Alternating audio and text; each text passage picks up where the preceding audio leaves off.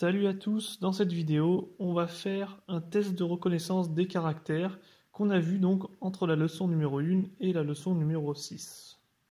Alors comment ça va se passer? On va voir les caractères un par un et puis on va essayer de les lire, les reconnaître, de déterminer quel est le ton et puis la traduction. Ok, donc commençons. Premier caractère, celui-là c'est ta. Donc, deuxième ton, et ça signifie L. Ensuite, facile, I, qui signifie 1. Donc celui-là, on le oubliera jamais. Ensuite, Ro, qui veut dire après. Un autre facile, San, qui veut dire 3. Celui-là, encore un chiffre, ou troisième ton, qui veut dire 5. Un caractère un peu plus compliqué, qui veut dire nin. Celui-là, c'est le tu poli. Ensuite, on reconnaît encore un chiffre, liu. Dernier ton, qui veut dire 6. Encore un facile, ba, qui signifie 8.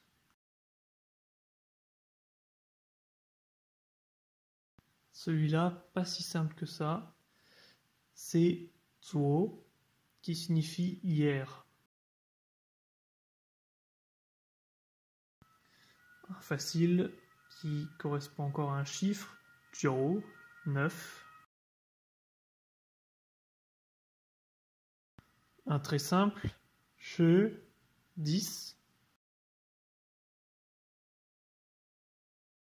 Celui-là signifie men.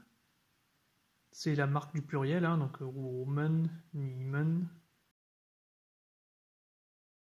Encore un chiffre, chi, qui signifie 7.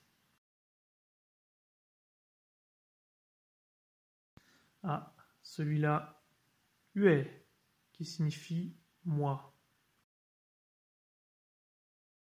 Celui-là, va falloir à tout prix le retenir si vous êtes en train de flirter avec quelqu'un.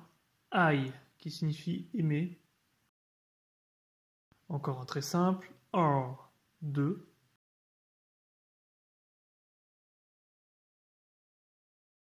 Un caractère qu'on voit un peu moins souvent, i, qui signifie 100 millions. Caractère un peu plus compliqué aussi, ling, qui signifie 0. Un qu'on rencontre assez souvent, zhou, qui signifie semaine. Celui-là, xing, qui veut dire étoile.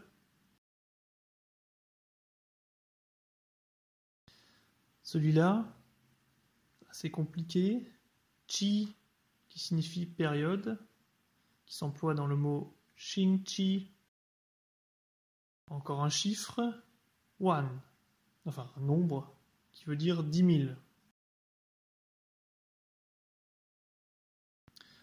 Un assez reconnaissable, tian, qui veut dire jour.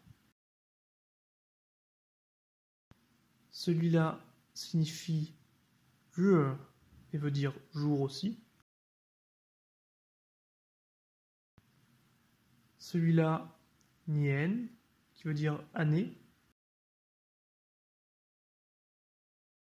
Cette espèce de chapeau, jin, aujourd'hui. Les deux petits bonhommes qui se suivent, liang, et ça veut dire deux, petit moyen mnémotechnique. Ce caractère veut dire ming, demain. Ce caractère qui ressemble à 10, cette fois-ci c'est tien, 1000. Et puis c'est pas fait exprès, mais on a encore une fois tien, un ton différent, cette fois-ci deuxième ton, et cette fois-ci ce caractère veut dire avant. Celui-là, Rao, quatrième ton, qui veut dire numéro. Caractère assez facilement reconnaissable. Ge, qui veut dire donc quantité. Celui-là, pronom personnel, ni, qui veut dire tu. Un caractère très utilisé, che, le verbe être.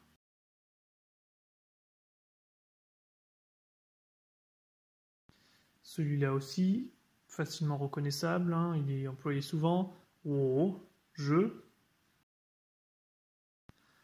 On reconnaît encore une fois le ta. Il y a juste la partie gauche qui est changée par rapport à elle. Ici, c'est il. Encore une fois, un caractère avec des espèces de box, là, des carrés, donc il ne faut pas les confondre, hein, c'est pas facile. Zan, qui veut dire nous. Un chiffre, hein, ça nous avait manqué. Se, qui veut dire 4. Bai, qui veut dire 100.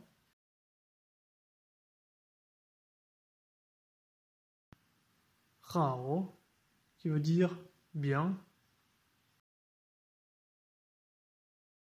Et encore une fois, ta, cette fois-ci c'est il, mais pour les animaux par exemple, donc c'est le neutre. Zoro, qui veut dire quitter, aller.